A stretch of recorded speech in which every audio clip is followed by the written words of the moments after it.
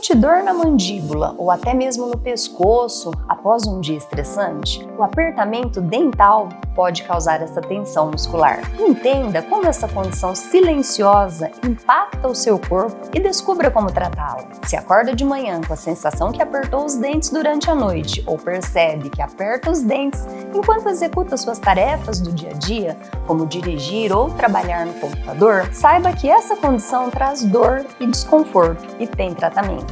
O apertamento dental, também conhecido como bruxismo, geralmente causa dores na mandíbula, no pescoço e também na cabeça. Se aperta os dentes ou conhece quem aperta, encaminhe esse vídeo, entre no nosso site para saber mais.